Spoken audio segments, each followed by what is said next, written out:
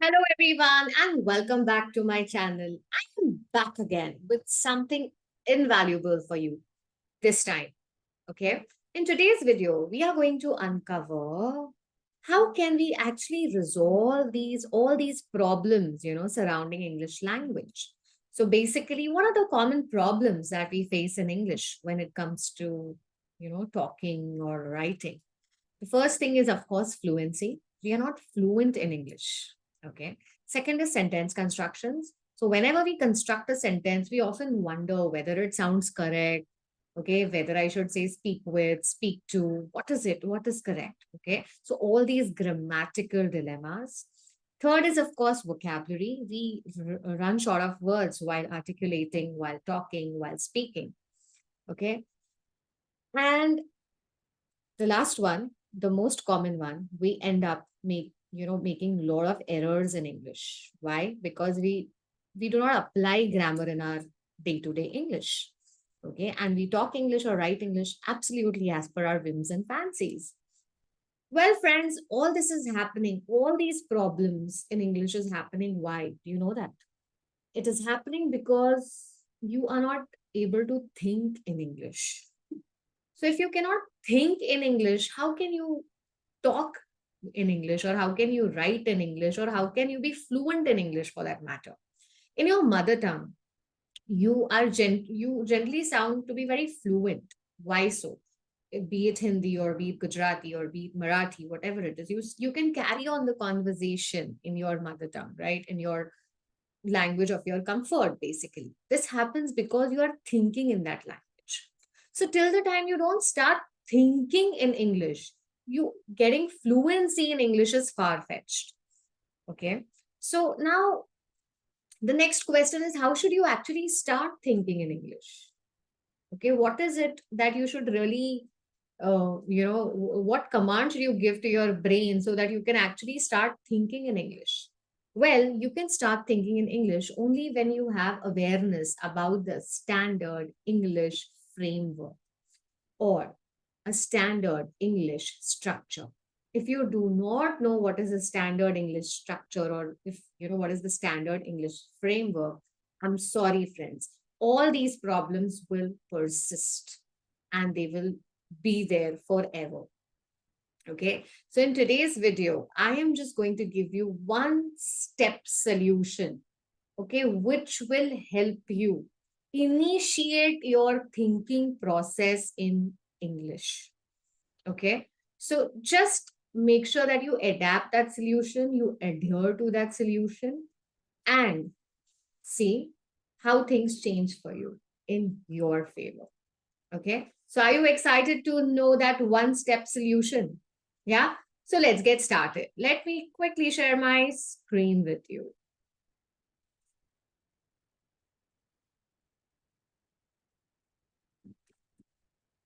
So here we are.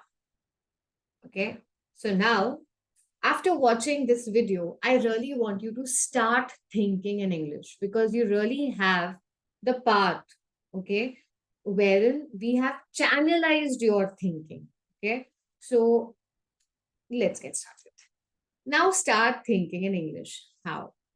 Before you start thinking in English, you really need to be aware about, as I said, standard English structure, SES, or the standard English framework, SEF. Okay, now what is that framework? What is this structure? Well, the framework of English language is subject, verb, object. Okay, now what am I actually trying to say? I'm trying to say that in your mother tongue, so catch any language, be it Hindi or be it Gujarati or be it Marathi. Okay, if you have to say any sentence, simple sentence, okay, the framework of that sentence is not going to be subject, verb, object. In fact, the framework is going to be subject, object, verb. Now try it for yourself.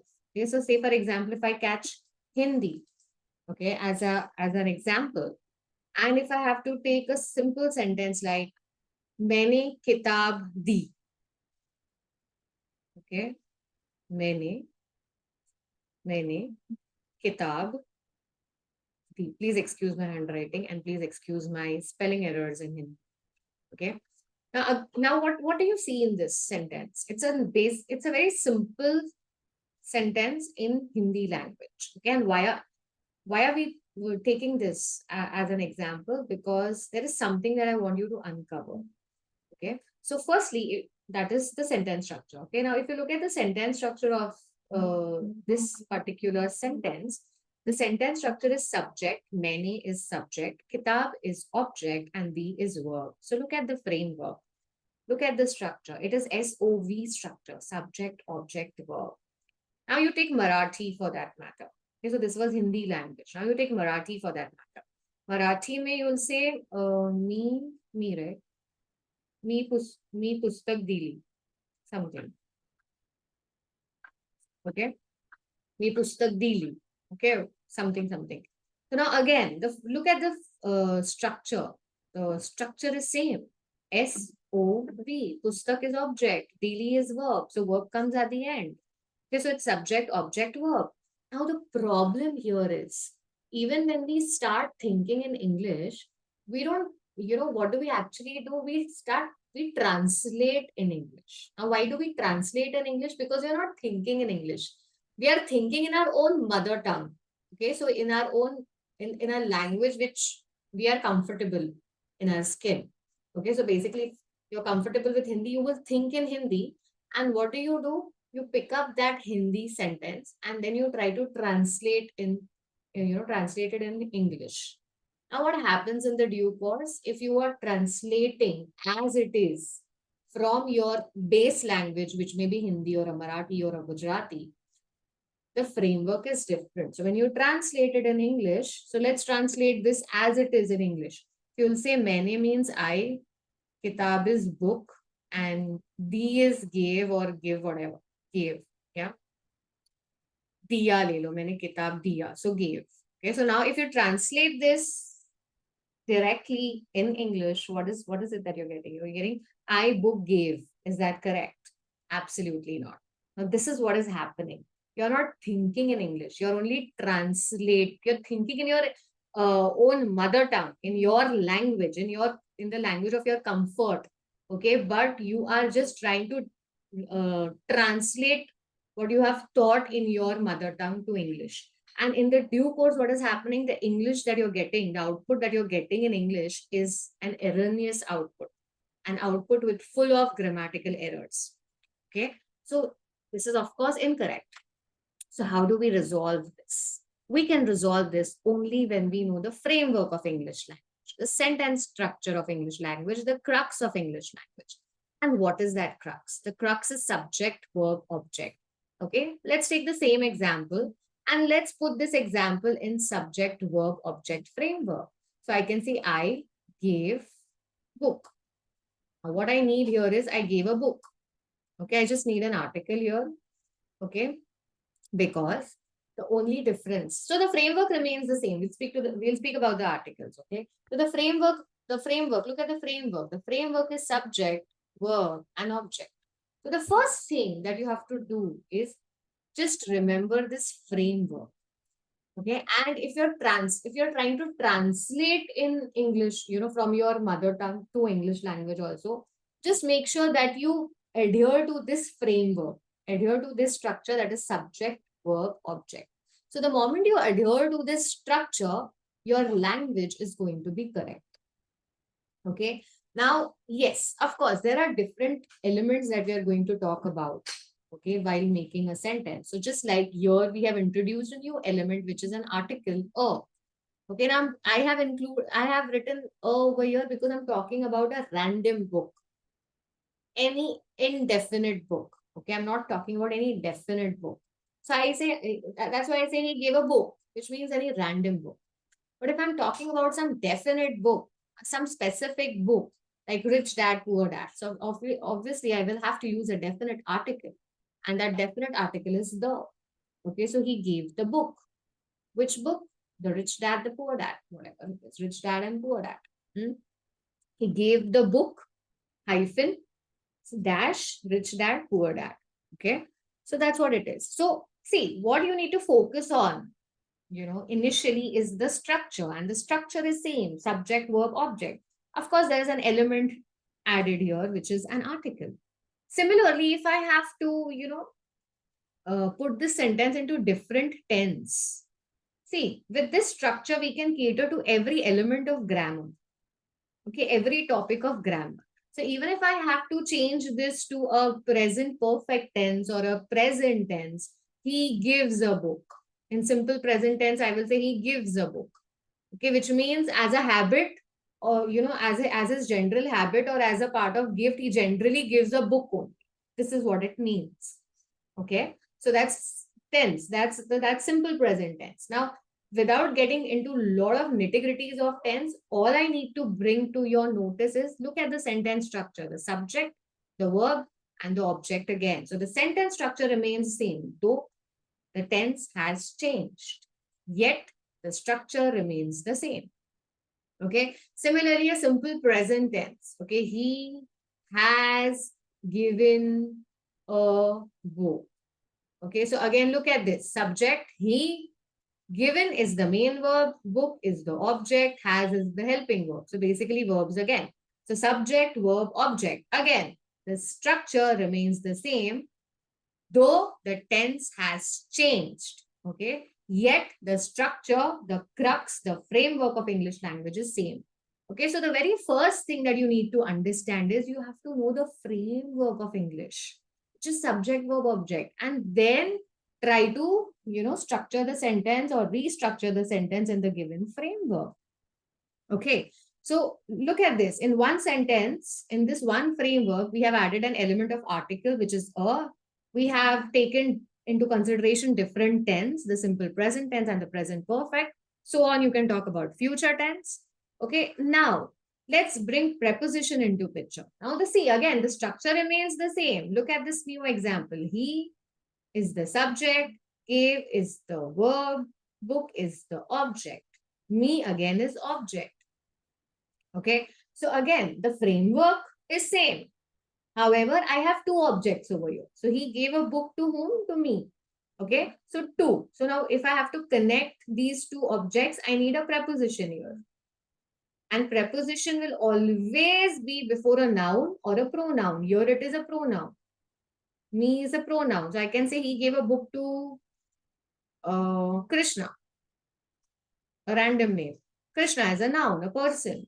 Okay, so again, so now see, look at this framework. Framework is absolutely the same. You just have an element of preposition added here.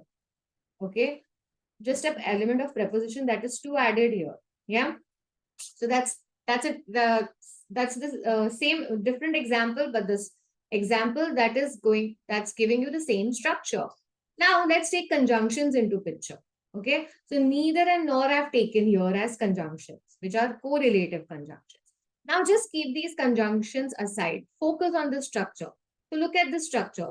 You have family, friends as your subject. You have came as your verb, and you have party as your object. Party, which is a noun. So I'm talking about a specific party, hence the. Okay, and came for. Okay, came for is a preposition. And preposition always is before a noun or a pronoun. Party is a noun acting as a verb, acting as an object. Noun acting as an object over here. So for is needed.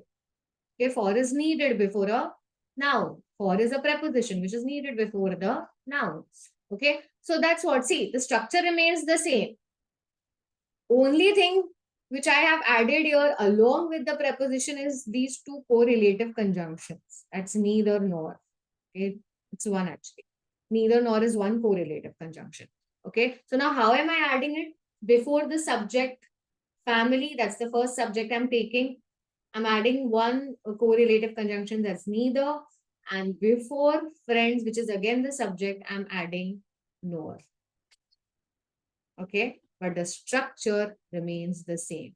So see, in this one structure, we can, talk about different tense. We have already spoken about articles, how one element gets added of article, preposition gets added, conjunction gets added, but the structure eventually is the same. And it's going to be same in 80 to 90% proportion of your English.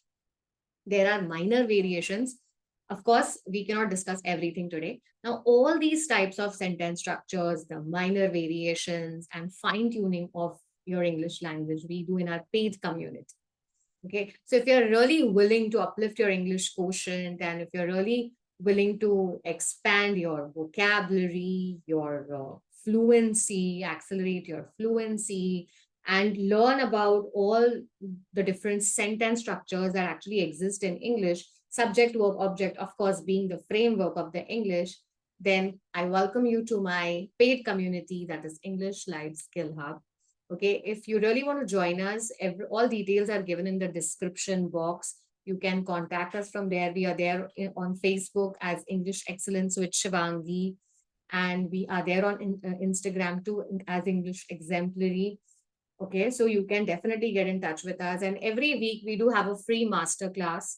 Okay, so if not a paid community, if you really want to come for our masterclass first and really want to learn a few things, then you are most welcome. Okay, so you can check the description box and please get in touch with us if you're really interested.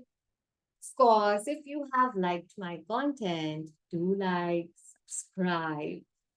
Do not forget to hit that bell button so that you get notifications of all the videos of upcoming videos that we upload every week.